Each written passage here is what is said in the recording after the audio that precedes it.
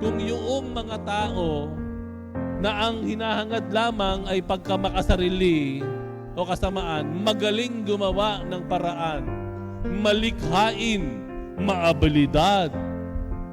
Dapat tayo na naghahangad ng kabutihan, tayo na naghahangad ng katarungan o pagkakapantay-pantay, tayo na naghahangad ng kaligtasan sa ating kaluluwa.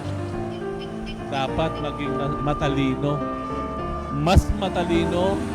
mas malikhain, dahil ang nakasalalay ay hindi lang pansamantalang kaligayahan, dulot ng kayamanan, kung hindi ang nakasalalay ay walang hanggang buhay at kaligtasan ng ating kaluluwa.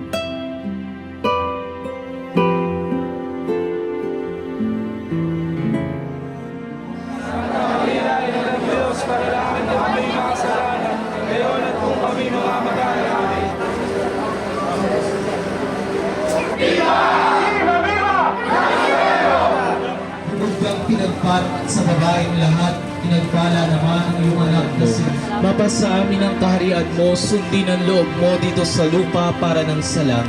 Nangayaw na ang kailangan ng iyong awa.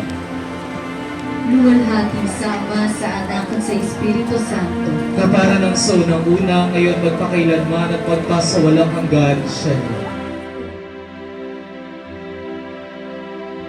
Sana kung ano man ang mga takot natin mapawi, mapalitan ng pag-asa, pananampalataya sa lahat, pag-ibig sa Panginoong Diyos, sa ating Panginoong Jesucristo at sa ating kapwa. Sa araw na ito, pumasok tayo dito sa banal na Eucharistia para tayo makatanggap ng abot-abot na kaloob na galing lamang sa ating mahal na Poong Nazareno. Mabuhay ang mahal na Poong Nazareno.